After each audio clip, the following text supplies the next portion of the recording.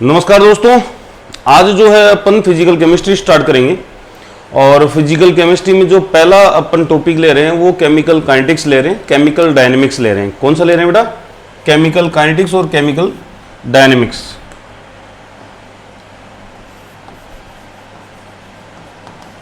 Chemical kinetics बोल दूं, ठीक है, और केमिकल डायनेमिक्स बोल दूं।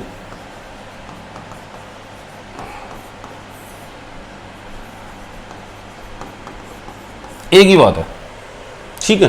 देखो एक्चुअल में क्या है, फिजिकल केमिस्ट्री बहुत सारे के बच्चों की वीक रहती है, लेकिन हम जो फिजिकल केमिस्ट्री आपको पढ़ाएंगे वो बिल्कुल बेसिक से लेकर हाई लेवल तक पढ़ाएंगे। अब इसमें क्या है, इसमें आपके साथ के साथ जनरल फिजिकल के टॉपिक भी चलेंगे। जैसे आज मैंने काइनेटिक्स आपको बताई है, तो काइनेटिक्स के पैरेलल आपको दो वीडियो और मिलेंगे। एक तो मिलेगा आपको ग्राफिकल रिप्रेजेंटेशन का, ठीक है नहीं है, जनरल फिजिकल के उसमें जाके देख लेना फोल्डर में। और एक मिलेगा आपको लॉग और एंटी लॉग कैसे निकालते हैं विदाउट टेबल, ठीक है। दो चीज़ यहाँ पे अपने काइनेटिक्स में काम में आने वाली है, बाकी की जरूरत नहीं है, ठीक है नहीं है। तो क्वांटम के जब बेसिक्स आएंगे तो डिफरेंशिएशन, इंटीग्रेशन और भी चीज़ें हैं, जैसे एंगल वगैरह हुआ, वो अपन चेक कर लेंगे। लेकिन काइनेटिक्स में अपने पास यही है, क्लियर है। दूसरी चीज़ आपको बता दूं मैं कि वीडियो को ऐसे न देखें, आप वीडियो को देखें और नोट्स बनाएं, बिल्कुल परफेक्ट तरीके से नोट्स बनाएं। और जो भी हम पढ़ा रहे हैं उसके लिए एक अलग कॉपी बनाएं, उसको उस कॉपी में उतारें, पूरे को बिल्कुल राइट डाउन करें सारे। जो इम्पोर्टेंट हम बोल देते हैं वहाँ पे आप इम्पोर्टेंट लगा कर बैठें। और एक चीज़ और ध्यान रखनी है आपको कि एक कॉपी ऐसी होनी चाहिए जिसमें पूरी काइनेटिक्स जो है 2 पेज में समराइज हो जाए, 3 पेज में समराइज हो जाए, ताकि 15 से 20 मिनट में एग्जाम के टाइम पर आप उसका रिविजन कर सको, ठीक है कि नहीं है, कोई दिक्कत। तो स्टार्ट करते हैं अपन टॉपिक। देखो केमिकल काइनेटिक्स जब भी टॉपिक आपके पास आएगा तो हर टॉपिक का एक मोटिव होता है कि वो टॉपिक क्यों पढ़ा जा रहा है, ठीक है कि नहीं है, वो टॉपिक क्यों पढ़ा जा रहा है। तो अपने यहाँ पे केमिकल काइनेटिक्स का जो मोटिव है उस मोटिव को समझ लेते हैं अपन पहले। हालांकि ये टॉपिक थोड़ा लेट पढ़ाया जाना चाहिए सीक्वेंस के हिसाब से, लेकिन इजी टॉपिक है, ये आपको समझ में आ जाएगा। आगे की सारी टॉपिक भी इजी हैं, समझ में आएंगे। ऐसा टॉपिक बना ही नहीं है जो समझ में नहीं आए, ठीक है नहीं है। जहाँ पे मैथमेटिकल बैकग्राउंड की जरूरत पड़ेगी वहाँ पे मैं आपको अप्रोच देता हुआ चलूँगा। तो देखो सबसे पहले अपन कंसिडर करते हैं बेटा, बिल्कुल बेसिक से लूँगा। आप ये मान के चलो कि 11th-12th से अपन स्टार्ट कर रहे हैं, ग्रेजुएशन और फिर पोस्ट ग्रेजुएशन। और आपको बता दूँ नेट में न तो 11th-12th का आएगा, न ग्रेजुएशन का आएगा, न पोस्ट ग्रेजुएशन का आएगा, उसके आगे का आता है। एक चीज़ दिमाग में फिट रखो कि वो चीज़ें आती नहीं हैं जो आपने पढ़ी हैं, वो चीज़ें आएंगी जो आपने नहीं पढ़ी, वही अपन को पढ़नी है, समझ में आई। इसलिए बेसिक्स तो क्या होता है कि आगे के टॉपिक जब कनेक्ट होते हैं तो ये बेसिक्स हेल्प करता है उसको समझने में, तो बेसिक्स आना बहुत जरूरी है, ठीक है। तो स्टार्ट करें अपन वीडियो। देखो इधर, तो सबसे पहले अपन काइनेटिक्स की बात कर लेते हैं। तो काइनेटिक्स की बात जब करेंगे तो हमें सबसे पहले एक रिएक्शन को कंसिडर करना पड़ेगा। मान लीजिए वो रिएक्शन ये है, ठीक है। इस रिएक्शन में 3 चीजें इंपॉर्टेंट है। क्या क्या है? पहला, इस रिएक्शन का लेफ्ट पोर्शन जिसको अपन रिएक्टेंट बोलते हैं, क्या बोलते हैं बेटा? रिएक्टेंट्स। इस रिएक्शन का कौन सा पोर्शन? राइट पोर्शन, जिसको अपन क्या बोलते हैं? प्रोडक्ट्स बोलते हैं, ठीक है। और तीसरा और सबसे इंपॉर्टेंट जो है वो है रिएक्शन का पाथ। ये रिएक्शन का पाथ है, क्या है बेटा? Path of reaction, path of reaction. Reaction का पाथ इंपॉर्टेंट है, ठीक है। अब समझने की कोशिश करना, ये रिएक्शन अपन को क्या बताने की कोशिश कर रही है, क्या समझाने की कोशिश कर रही है? ये रिएक्शन अपन को एक चीज बता रही है कि रिएक्टेंट जो हैं वो प्रोडक्ट में कन्वर्ट हो रहे हैं। यानी कि आपको रिएक्शन का पाथ लग गया, रिएक्टेंट से प्रोडक्ट मूव हो रहा है। समझ में आई बात? बिल्कुल सिंपल। देखो ये 3 चीज इंपॉर्टेंट है, इन 3 चीजों के ऊपर पूरी काइनेटिक्स टिकी हुई है। आपको रिएक्टेंट पता होना चाहिए, प्रोडक्ट पता होना चाहिए और पाथ पता होना चाहिए। कैसे पता लगेगा वो आपको आइडिया लग जाएगा। जैसे जैसे अपन काइनेटिक्स में अंदर चलेंगे, गहराई में और आगे चलेंगे काइनेटिक्स में, तो आपको आइडिया लग जाएगा कि कौन रिएक्टेंट है, कौन प्रोडक्ट है और कौन पाथ है। अब पाथ जब आएगा तो पाथ में बहुत सारी ऐसी चीज होती है जो रिएक्टेंट और प्रोडक्ट से डिफर होती है। जैसे बात कर लेते हैं ट्रांजिशन स्टेट, इंटरमीडिएट। क्या होते हैं बेटा? ट्रांजिशन स्टेट और इंटरमीडिएट, जिनका रिएक्टेंट प्रोडक्ट जैसा नहीं होता, मामला थोड़ा अलग होता है, उनके बारे में भी चर्चा करनी है अपन को, ठीक है। तो जब पाथ ऑफ रिएक्शन की अपन बात करते हैं तो पाथ ऑफ रिएक्शन आपके पास क्या है? Transition state, intermediate. तो इससे अपन को आइडिया लग जाएगा कि वो रिएक्शन कितने स्टेप्स में हो रही है। एक स्टेप में हो रही है, 2 स्टेप में हो रही है, 3 स्टेप में हो रही है, 4 स्टेप में हो रही है, ठीक है कि नहीं है? लेकिन उससे पहले भी अपने पास 2 क्वेश्चन 3 क्वेश्चन अपने पास आके खड़े होते हैं। वो कौन कौन से हैं वो पहले अपन देख लेते हैं। पहले कौन कौन से क्वेश्चन है जो अपने दिमाग में आएंगे? देखो इधर क्वेश्चन नंबर 1 कि आपने जो रिएक्शन लिखी है वेदर इज पॉसिबल और नॉट, ठीक है कि नहीं है? क्या वो रिएक्शन पॉसिबल है या पॉसिबल नहीं है? तो अपन यहां पे फिजिएबल और नॉट बोल देते हैं।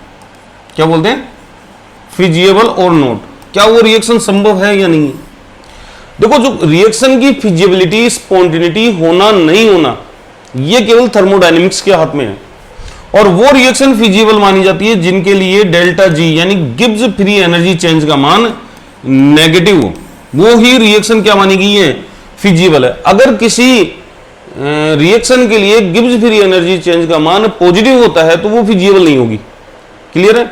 फिजिबिलिटी के लिए क्या जरूरी है बेटा? डेल्टा जी यानी कि गिब्स फ्री एनर्जी चेंज का नेगेटिव होना बहुत बहुत जरूरी है। तो इसका मतलब ये हो गया फिजिएबल और नॉट फिजिएबल का जवाब कौन देगा आपको? थर्मोडायनेमिक देगी। कौन देगी बेटा? थर्मोडायनेमिक्स जो है अपनी फिजिकल केमिस्ट्री में पढ़ी जाती है, वो आपको फुल प्रूफ जवाब देगी कि ये प्रोसेस पॉसिबल है कि नहीं है। क्योंकि थर्मोडायनेमिक्स में थर्मोकेमिस्ट्री एक ब्रांच आती है जिसमें हम रिएक्शन की होने न होने को देखते हैं, और साथ में कोई भी रिएक्शन है यहाँ पे प्रोसेस के नाम से जानी जाती है। रिएक्शन नहीं बोलेंगे अपन, उसको प्रोसेस बोलेंगे। रिएक्टेंट से प्रोडक्ट में कन्वर्ट होने की प्रोसेस। तो वो प्रोसेस जो है पॉसिबल है कि नहीं है, वो कहां से आएगा? थर्मोडायनेमिक्स से। दूसरा जो क्वेश्चन है वो समझने की कोशिश करना आप। Second question, question number 2। Question number 2 जो है आपसे पूछेगा कि अगर रिएक्शन हो रही है तो उस रिएक्शन का एक्सटेंट क्या है, अमाउंट क्या है, कितने % हो रही है। तो यहां पे अपन बोल सकते हैं एक्सटेंट ऑब्लिक अमाउंट, ठीक है, ऑफ रिएक्शन, कि वो रिएक्शन कितने अमाउंट में हो रही है, किस अमाउंट में हो रही है, ठीक है कि नहीं है। तो अमाउंट का जवाब या एक्सटेंट का जवाब हमेशा और हमेशा जो है इक्विलिब्रियम से दिया जाता है। किससे दिया जाता है? इक्विलिब्रियम से। केपी, केसी, केएक्स, केयू, याद आया कुछ? इक्विलिब्रियम कांस्टेंट केसी, केपी, केएक्स, और भी है। ये मोल फ्रैक्शन की टर्म में आ गया, ठीक है, ये मोल्स की टर्म में आ गया। तो अलग अलग हैं आपके, केपी हो गया, ठीक है कि नहीं है, केसी हो गया, केएक्स हो गया, केएन हो गया, और भी खूब है। एसिड बेस रिएक्शन आएगी तो वहां पे क्या आ जाएगा? केएच आ जाएगा आपका, हाइड्रोलाइसिस, है ना, के ए, के बी, समझ में आ रही है। तो देखो नेट में तो इनके क्वेश्चंस तो इक्विलिब्रियम के बहुत रेयर आते हैं, क्वेश्चन न के बराबर आते हैं, लेकिन फिर भी इक्विलिब्रियम वाले पार्ट को अपन कंसीडर करेंगे। जैम में और जो अदर कॉम्पिटिटिव एग्जाम है उनमें इसके क्वेश्चंस बहुत बढ़िया बढ़िया क्वेश्चन आते हैं एक्सटेंट ऑफ रिएक्शन के, वो अपन को चेक करना है। तो इक्विलिब्रियम अपन को चेक करना है। 3 इक्विलिब्रियम है, एक तो केमिकल इक्विलिब्रियम है अपने पास, दूसरा है फिजिकल इक्विलिब्रियम अपने पास, या अपन ये भी बोल सकते हैं कि आयनिक इक्विलिब्रियम अलग, भाई केमिकल इक्विलिब्रियम, आयनिक इक्विलिब्रियम और एक फेज इक्विलिब्रियम जिसको फिजिकल इक्विलिब्रियम के नाम से जानते हैं अपन, ठीक है नहीं है। 3 है बेसिकली, ये 3 इक्विलिब्रियम अपने हैं, और फेज इक्विलिब्रियम जो है नेट में पूछा जाता है, जेम में भी इसके क्वेश्चन आते हैं, सारे कंसीडर करेंगे अपन। और लास्ट एंड फाइनली जो अब लास्ट एंड फाइनली अपने पास क्या चीज आएगी तीसरे क्वेश्चन में? तीसरे क्वेश्चन में आएगी क्वेश्चन नंबर 3, ये बोलता है कि अगर रिएक्शन पॉसिबल है तो उस रिएक्शन की रेट क्या होगी? रेट ऑफ रिएक्शन, ठीक है बेटा। आप रेट बोल दो, वेलोसिटी बोल दो,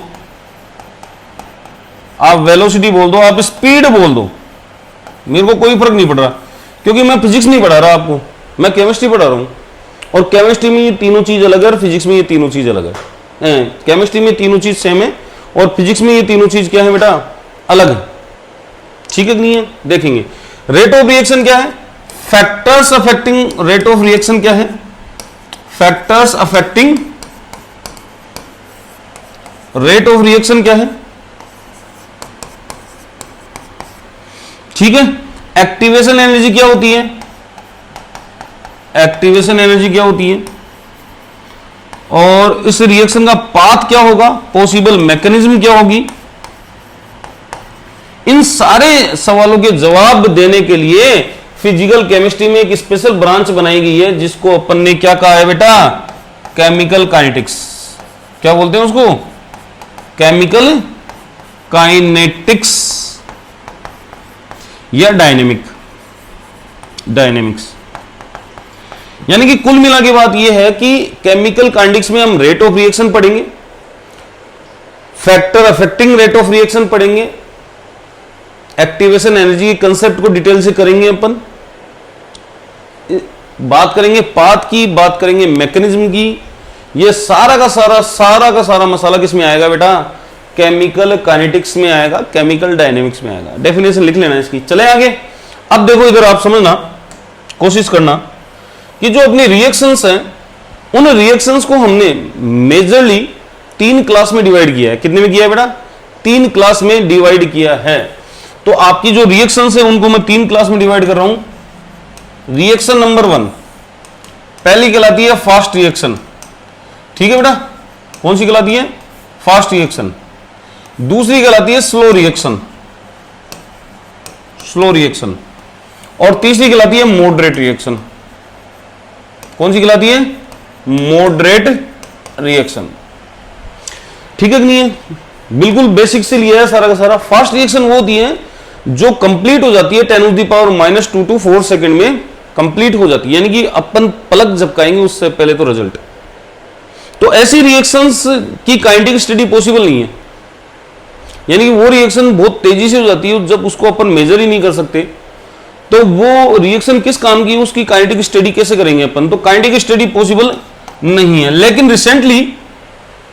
रिसेंटली का मतलब यही 10-15 सालों में बहुत सारी टेक्निक ऐसी हुई है, जैसे फास्ट फ्लो टेक्निक हुई, रिलैक्सेशन मेथड हुआ, वो क्या करता है, इन फास्ट रिएक्शन की काइनेटिक स्टडी करवाता है, पॉसिबल करवाता है, ठीक है कि नहीं है। उसको हम एक अलग टॉपिक लेंगे फास्ट रिएक्शन के नाम से, उसको पूरे के पूरे कंसिडर करना है।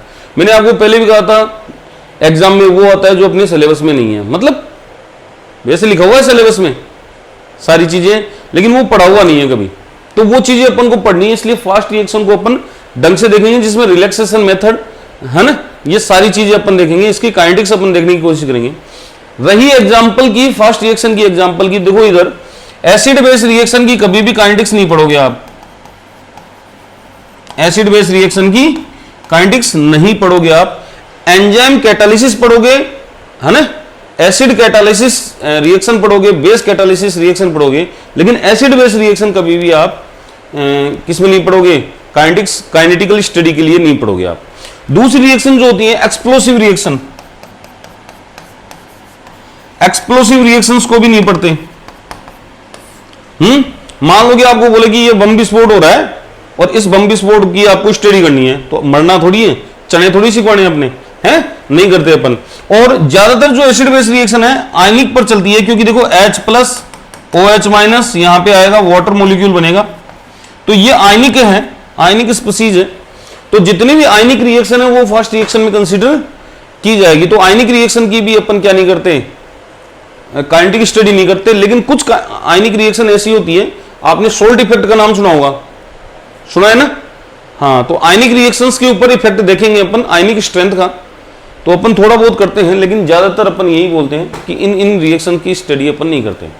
स्लो रिएक्शन वो होती है जिनको ईयर लॉन्ग का समय लगे, क्या लगे बेटा, बहुत ही ज्यादा टाइम लगे, सालों में कंप्लीट हो रही है, कोई 20 साल में, कोई 50 साल में, कोई 100 साल में, ठीक है नहीं है। तो उन रिएक्शंस की भी अपन स्टडी नहीं करते। क्यों, उनकी स्टडी करने बैठ गए तो अपनी 2-3 पीढ़ियां खत्म हो जाएगी, पता लगा एक रिएक्शन की स्टडी भी नहीं हुई, समझ में आई। तो स्लो रिएक्शन की स्टडी भी नहीं करते हैं। स्लो रिएक्शंस के एग्जांपल है, एक तो रस्टिंग ऑफ आयरन, है ना, लोहे पर जो जंग लगता है वो स्लो रिएक्शन की स्टडी उसमें आती है कैटेगरी में। तो स्लो रिएक्शन की अपन कभी भी रस्टिंग ऑफ आयरन की आप क्या नहीं करोगे, स्टडी नहीं करोगे। एक है formation of water without catalyst, formation of water without catalyst. अपने यहां पे क्या गया था, क्या कहा गया था पृथ्वी के लिए कि सूर्य से टूटा हुआ हिस्सा है ये, लाखों करोड़ों सालों में ठंडी हुई, जलवाष्प आया, फिर वाटर बना, लाखों करोड़ों सालों में वाटर बना। तो एक चीज बताओ, जब विदाउट कैटलिस्ट उस टाइम पे वाटर बनने में इतना टाइम लग गया, तो आज कितना लगेगा, पोल्यूशन है जबकि कोरोना और बहुत टाइम लगेगा। तो विदाउट कैटलिस्ट अपन जब वाटर की फॉर्मेशन देखने जाएंगे तो वो स्लो रिएक्शन की कैटेगरी में ही आएगी। नेक्स्ट जो है आप थर्ड एग्जांपल ले सकते हो, ओजोन डिप्लीशन। क्या ले सकते हो बेटा, ओजोन डिप्लीशन। अच्छा सुनो, बचपन से एक चीज अपन सुनते हैं, ओजोन छेद बड़ा हो गया, बड़ा हो गया, बड़ा हो गया ओजोन क्षेत्र। ये क्या लफड़ा है, अभी तक छेद नहीं समझ में आई। तो स्लो है, स्लो क्यों है, इसके पीछे लॉजिक है। इसकी जब ओजोन डिप्लीशन की अपन मैकेनिज्म देखेंगे, वो दिखाऊंगा मैं आपको, उससे आपको आइडिया लग जाएगा कि जब ओजोन डिप्लीशन होता है, O2 O3 ये ओजोन है, ये डिप्लीशन होगी तो ये O प्लस O2 में डिप्लीट होगी, ठीक है कि नहीं है। फिर ओजोन जो है वापिस ये जो न्यू बॉर्न ऑक्सीजन है, ठीक है, ये 2O2 बनाएगी, बना दिया। अब जब इसकी अपन रेट लिखेंगे तो रेट में क्या आता है कि O3 डिवाइडेड बाई O2, इस प्रकार से आता है, ठीक है कि नहीं है, इस प्रकार से आता है ये। आप यहां पे 3/2, वो तो बता दूंगा मैं क्या है क्या नहीं है, लेकिन एक आइडिया ले लो आप। तो एक्चुअल में रेट क्या है, देखो आप गौर से, रेट ऑक्सीजन की कंसंट्रेशन के इनवर्सली प्रोपोर्शनल है। इसका मतलब क्या है कि जब ऑक्सीजन जैसे जैसे ऑक्सीजन बढ़ेगा वैसे वैसे ओजोन का डिप्लीशन क्या होगा। अगर जो ओजोन लेयर है उसके पास ऑक्सीजन की मात्रा बढ़ा दी जाएगी, ऑक्सीजन की कंसंट्रेशन बढ़ा दी जाएगी, तो ओजोन डिप्लीशन नहीं होगा, क्योंकि रेट क्या हो जाती है आपकी, स्लो हो जाती है। ये भी, ये जो कंक्लूजन निकाला है ये लगभग 16-17 सालों में आया ये कंक्लूजन, समझ में आई बात। तो बहुत ज्यादा स्लो है, पढ़ने की जरूरत नहीं है। अब जो आती है अपनी मॉडरेट रिएक्शन आती है, कौन सी आती है, मॉडरेट रिएक्शन आती है। ये ध्यान रखना, एकमात्र अपने पास नॉन रिएक्शन है जो नेगेटिव फर्स्ट ऑर्डर है, नेगेटिव फर्स्ट ऑर्डर है विद रेस्पेक्ट टू ऑक्सीजन।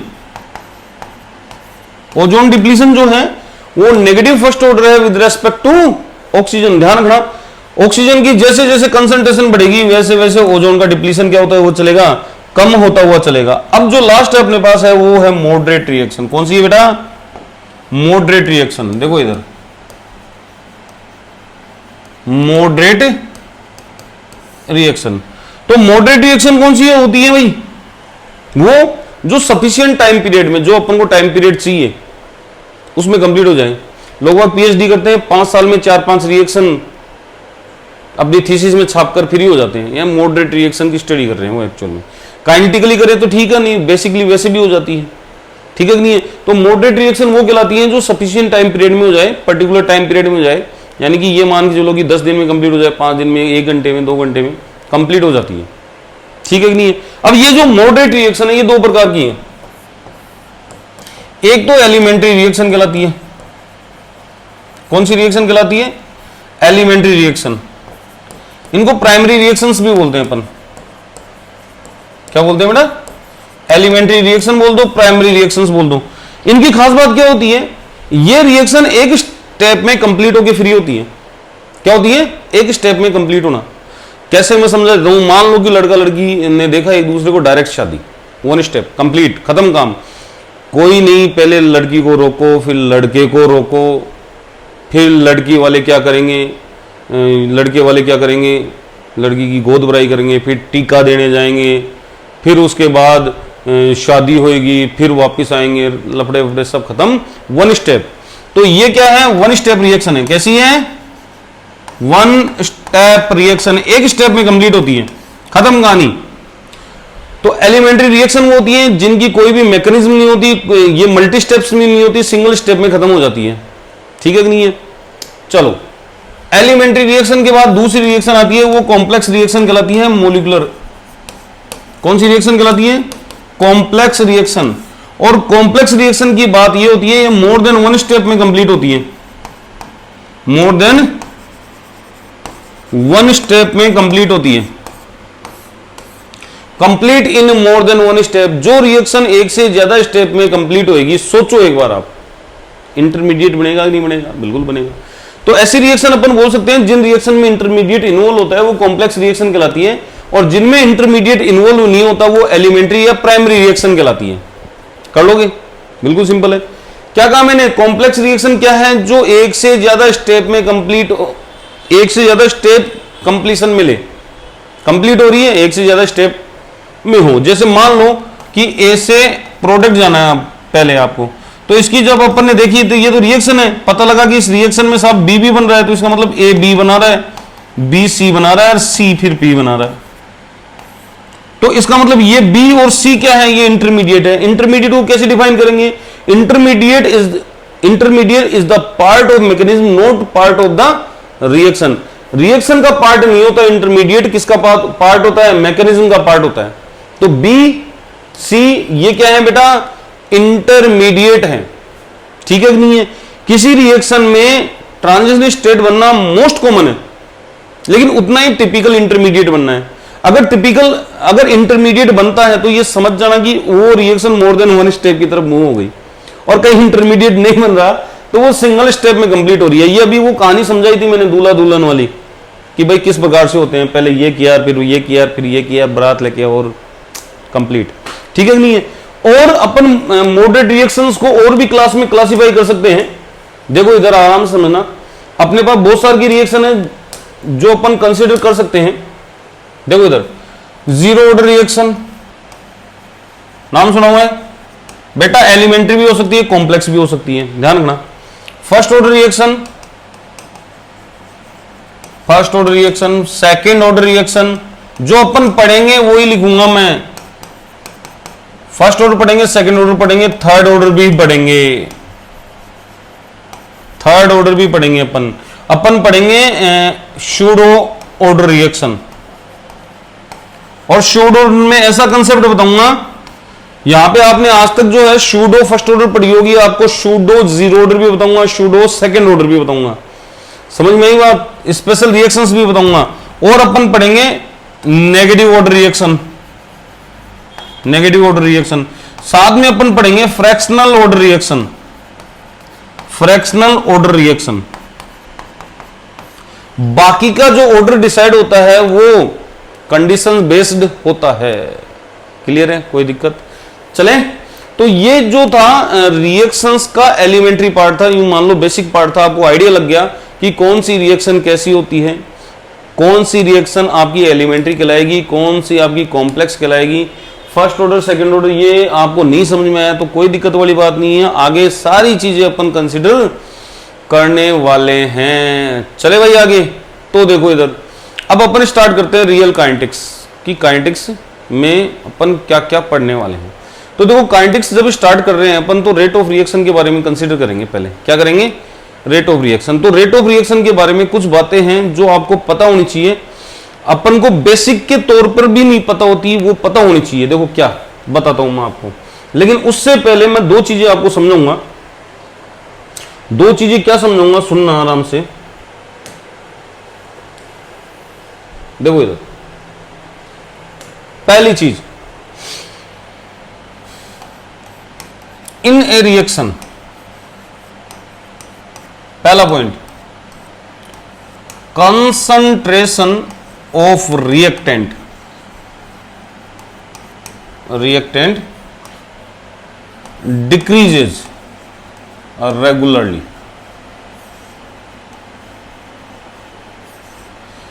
ये यूनिवर्सल फैक्ट है, हर रिएक्शन के ऊपर लागू होता है, केवल ग्रोथ वाली को छोड़कर। ग्रोथ रिएक्शन में क्या होता है, रिएक्टेंट की कंसंट्रेशन बढ़ती है और वो प्रोडक्ट ही है, प्रोडक्ट की भी बढ़ेगी बढ़ेगी। समझ में आई बात?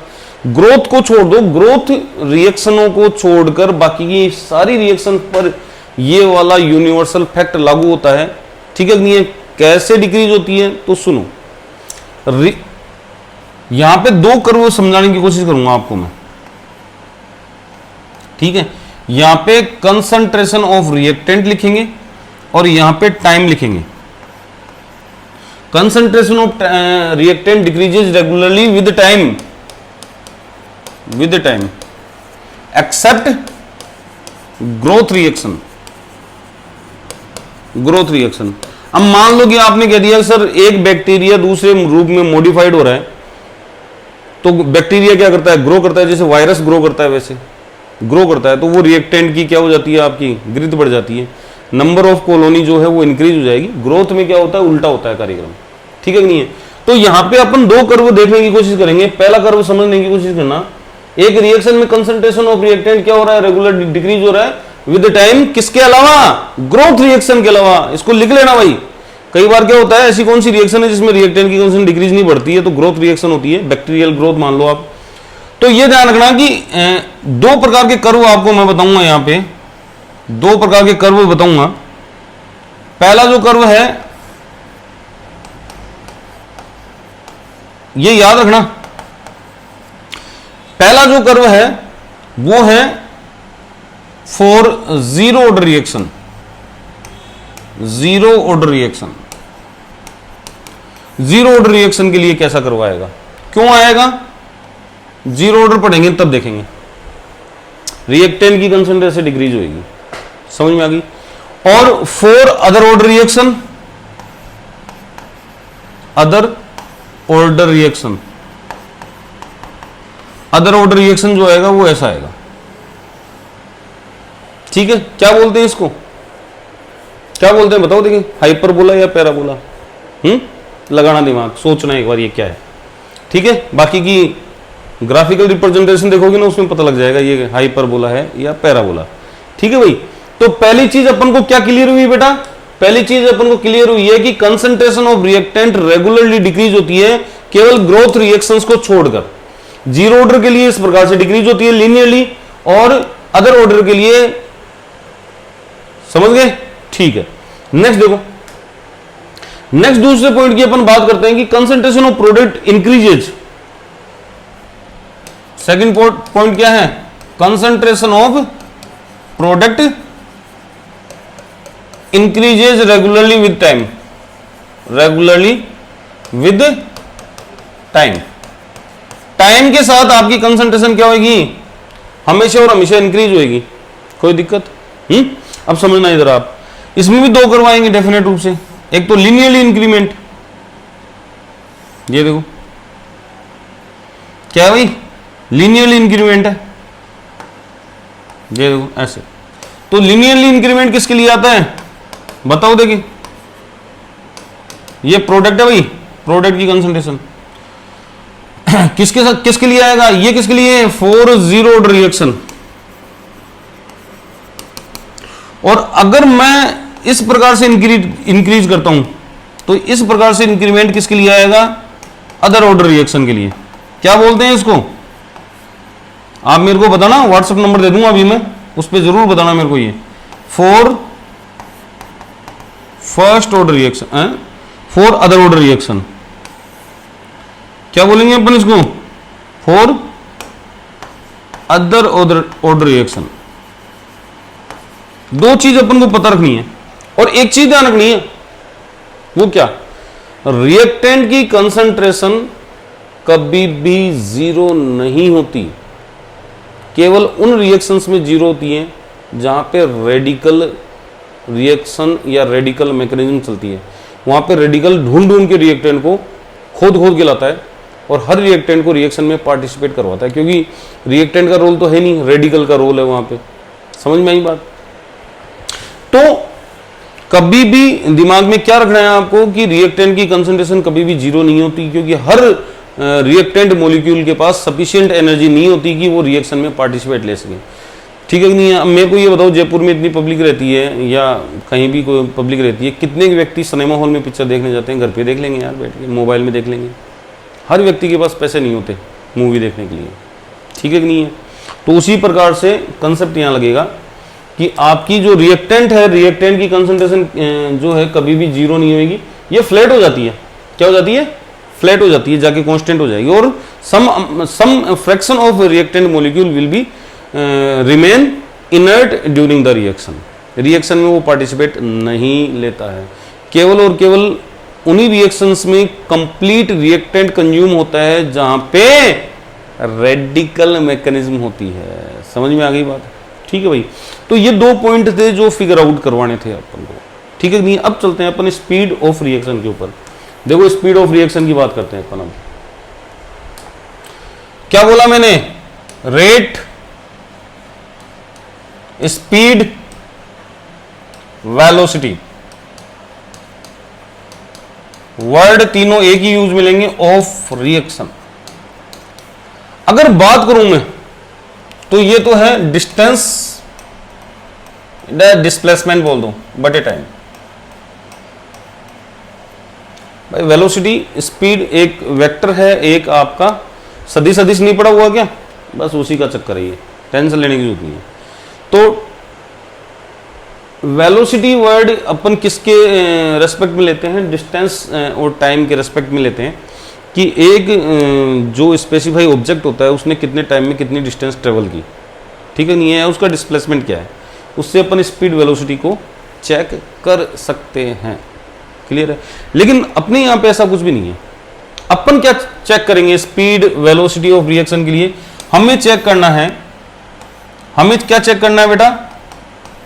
Change in concentration. कॉन्सेंट्रेशन, आप कॉन्सेंट्रेशन में चेंज करो, चेंज देखो। क्या देखो बेटा? कॉन्सेंट्रेशन में चेंज देखो। ठीक है कि नहीं है? क्या देखोगे बेटा? कॉन्सेंट्रेशन में चेंज। जब कॉन्सेंट्रेशन में चेंज देखोगे तो आपके ऊपर है, आप रिएक्टेंट की कंसंट्रेशन चेंज देख रहे हो या प्रोडक्ट की कंसंट्रेशन चेंज देख रहे हो? किसके रेस्पेक्ट में? टाइम के रेस्पेक्ट में। काहे के रेस्पेक्ट में? टाइम के रेस्पेक्ट में। तो वो वेलोसिटी हो जाएगी। तो आप यहां पे लिख सकते हो रेट क्या है बेटा? रेट हो जाएगी change in concentration, change in concentration, और यहां पे आ जाएगा गिवन टाइम। किस टाइम में आप देख रहे हो? Given time. ठीक है कि नहीं? अब ये कंसंट्रेशन चेंज जो है वो अपन 2 प्रकार से देख सकते हैं, या तो रिएक्टेंट की कंसंट्रेशन चेंज देखोगे या प्रोडक्ट की कंसंट्रेशन चेंज देखोगे। भाई आपके ऊपर ही है, आप किसके लिए कंफर्ट हो, आप दुल्हन की तरफ से कंफर्ट हो या दूल्हे की तरफ कंफर्ट हो, आपके ऊपर डिपेंड करेगा। ठीक है कि नहीं है? दोनों साइड से जाना चाहते हो, बहुत बढ़िया बात, बाहर निकाल दिए जाओगे। कई बार फंस जाते हैं ना फर्जी, समझ गए होगे, बात बताने की जरूरत नहीं है। तो चेंज इन कंसंट्रेशन और गिवन टाइम आपका क्या कहलाएगा? आपका, हाँ भाई, rate of reaction, speed of reaction या वेलोसिटी ऑफ रिएक्शन कहलाएगा। कोई दिक्कत यहां तक? अब समझना आगे। देखो स्पीड या रेट के बारे में अपन बात कर लेते हैं। पहली जो चीजें मैं समझाने जा रहा हूं वो ढंग से समझ लेना। पहली चीज क्या है वो समझना कि rate of reaction, rate of reaction is not theoretical. Theoretical नहीं है। तो इसका मतलब है क्या? Rate of reaction is experimental.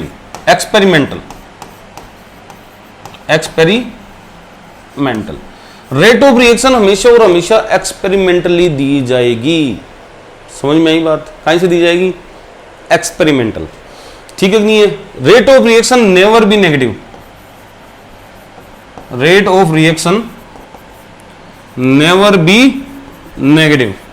कभी भी रेट ऑफ रिएक्शन क्या नहीं होती? नेगेटिव नहीं होती। समझ में आ गई बात? रेट ऑफ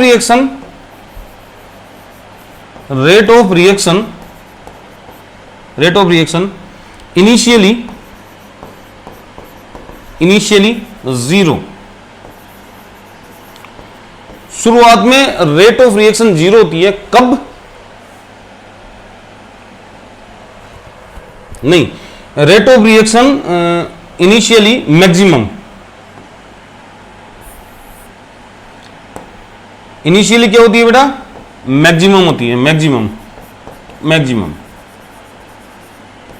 ठीक है नहीं है? शुरुआत में रेट ऑफ रिएक्शन बहुत ज्यादा होती है। क्यों? रिएक्टेंट की कंसंट्रेशन बहुत ज्यादा होती है। जैसे जैसे रिएक्टेंट की कंसंट्रेशन डिक्रीज होगी, रेट ऑफ रिएक्शन वैसे ही डिक्रीज होगी। तो अपन लिखेंगे rate of reaction decreases regularly या डिक्रीजेज विद टाइम के साथ डिक्रीज होती है रेट ऑफ रिएक्शन। कैसे डिक्रीज होगी बता देता हूं मैं आपको। Rate of reaction decreases with time. तो देखो इधर ये देखो इस प्रकार से डिक्रीज होती है, रेट और टाइम में कर्व ही आएगा। अब क्या बोलेंगे, हाइपरबोलिक बोलेंगे, पैराबोलिक बोलेंगे, अपने आप करते रहना, ठीक है। अब समझो आप, रेट ऑफ रिएक्शन डिक्रीज हो रही है टाइम के साथ, जस्ट लाइक रिएक्टेंट, जैसे रिएक्टेंट की डिक्रीज होती है। लेकिन कुछ रिएक्शंस ऐसी भी होती हैं जिनकी रेट ऑफ रिएक्शन टाइम पर डिपेंड नहीं करती, या जिनकी रेट ऑफ रिएक्शन टाइम के साथ डिक्रीज नहीं इंक्रीज होती है, और एक पीक पर जाएगी फिर डिक्रीज होना स्टार्ट होगी। तो ऐसी रिएक्शन है अपने पास। देखो जीरो ऑर्डर को तो आपको ध्यान में रखना ही है, क्योंकि जीरो ऑर्डर नेचर के अलग है सारी जो अदर ऑर्डर रिएक्शन देखेंगे। तो जीरो ऑर्डर रिएक्शन जो होती है अपनी, जीरो ऑर्डर रिएक्शन, उसकी रेट कभी भी किस पे डिपेंड नहीं करती, रेट टाइम पर डिपेंड नहीं करती। जिस स्पीड से स्टार्ट हो गई उस स्पीड से खत्म हो जाएगी, ठीक है कि नहीं है, फ्लैट बिल्कुल ऐसे। क्यों जीरो ऑर्डर में? क्योंकि रिएक्टेंट की कंसंट्रेशन डिपेंड नहीं करती। और कुछ रिएक्शन ऐसी होती हैं, जैसे चेन रिएक्शन का नाम सुना होगा आपने, chain reaction. Chain reaction, chain reaction में क्या खास बात होती है? चेन रिएक्शन में खास बात होती है बेटा, समझना, चेन रिएक्शन में चेन को आगे अप्रोच करवाने के लिए या आगे चेन बनाने के लिए रेडिकल की जरूरत होती है। तो शुरुआत में क्या होता है, जब रेडिकल बनते हैं इनिशियली, धीरे धीरे धीरे धीरे रेडिकल इकट्ठे होते हैं। क्या होते हैं? इकट्ठे। एक पर्टिकुलर कंसंट्रेशन होने के बाद वो काउंटर के लिए जाते हैं, आगे प्रोडक्ट बनाने के लिए जाते हैं, ठीक है कि नहीं है। तो शुरुआत में होता क्या है, वो रिएक्शन ऐसे लगेगी जैसे स्टार्ट ही नहीं हुई। वो रिएक्शन कैसी लगेगी बेटा? जैसे स्टार्ट ही नहीं हुई। देखो कैसे, बता देता हूं मैं आपको। यहां पे अपन रेट और टाइम में ही ग्राफ खींच रहे हैं, तो ऐसा लगेगा कि वो स्टार्ट ही नहीं हो रही है रिएक्शन, ऐसे धीरे धीरे धीरे धीरे। फिर जैसे ब्लास्ट होता है ना, ब्लास्ट, जैसे कोरोना ब्लास्ट हुआ है वैसे उसके बाद डिक्रीज होना स्टार्ट होगी। फिर क्या होगी आपकी? डिक्रीज होना स्टार्ट होगी। तो ये जो टाइम पीरियड है जब इसकी रेट ऑफ रिएक्शन इंक्रीज होना स्टार्ट हुई है, ये वाली, ये इंडक्शन टाइम कहलाता है। क्या कहलाता है बेटा? इंडक्शन टाइम, ठीक है कि नहीं है। ऑटो कैटालिसिस रिएक्शन का नाम सुना होगा अपने आप, कैटालिसिस हो जिनमें कई बार क्या होता है, ऐसी रिएक्शन, कुछ रिएक्शन ऐसी होती है जिनमें जो एसिड कैटालाइज होती है, लेकिन शुरुआत में अपन एसिड नहीं डालते उसमें। उस रिएक्शन के ड्यूरेशन में थोड़ा थोड़ा एसिड बनता है, और पर्टिकुलर कंसंट्रेशन होने के बाद वो जो एसिड बना है वो उस रिएक्शन को कैटालाइज करने लग जाता है, तो रेट ऑफ रिएक्शन जंप करती है, और जब पूरी तरह कंज्यूम हो जाता है रेट ऑफ रिएक्शन वापिस आ जाएगी, ठीक है कि नहीं है। तो ये मैक्सिमम वेलोसिटी को अप्रोच करता है, उसके बाद में इसकी वेलोसिटी क्या होने लगती है? डिक्रीज होने लगती है। तो चेन रिएक्शन या auto induced reaction, auto induced reaction बोल दो, ऑटो कैटालाइज्ड रिएक्शन बोल दो, आपकी इच्छा हो जो बोल दो। कुछ ग्राफ ऐसे भी हैं जो अपन को समझ में आने चाहिए। देखो रेट ऑफ रिएक्शन समय के साथ क्या होगा आपका? डिक्रीज होएगा। रेट ऑफ रिएक्शन समय के साथ चेंज नहीं होता जीरो ऑर्डर रिएक्शन के लिए। और चेन रिएक्शन या ऑटो इंड्यूस रिएक्शन ऐसी होती है जो पहले इंक्यूबेशन पीरियड लेती हैं या इंडक्शन टाइम लेती हैं, उसके बाद में रेट ऑफ रिएक्शन इंक्रीज होना स्टार्ट होगी, और एक पर्टिकुलर मैक्सिमम स्पीड पर जाकर फिर उसका रेट ऑफ रिएक्शन डिक्रीज होना स्टार्ट होता है। तो ये थी उन रिएक्शंस की बात जो रिएक्शंस हटके हैं, तो इनका भी ध्यान रखना अपन को जरूरी है। चले भाई, और देखो नेक्स्ट पॉइंट क्या है अपना, वो ये है, ढंग से समझना। नेक्स्ट पॉइंट है वो है rate of reaction, rate of reaction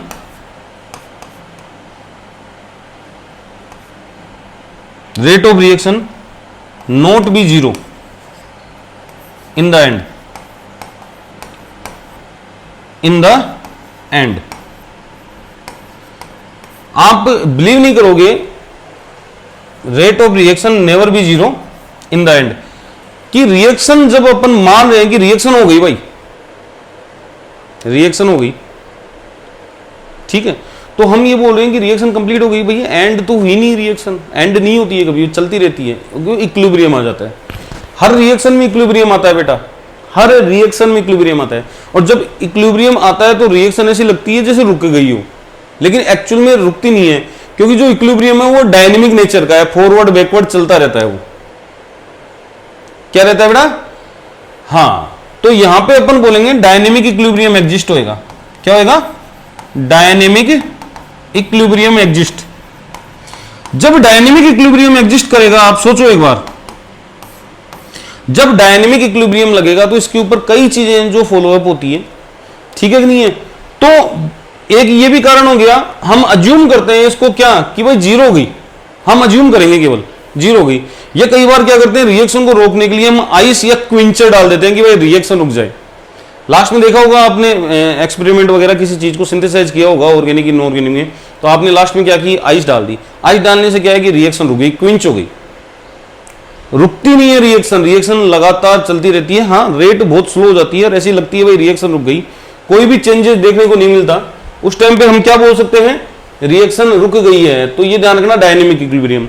अब ये सवाल आता है कि हम इक्विलिब्रियम को कैसे पता लगाएंगे कि भाई इक्विलिब्रियम आ गया। इक्विलिब्रियम कैसे पता लगाएंगे, इक्विलिब्रियम आ गया। तो ध्यान रखना, इक्विलिब्रियम को हम चेक करते हैं दो तरीके से। इस चीज को फिक्स कर लेना, इक्विलिब्रियम दो तरीके से चेक होएगा हमेशा और हमेशा।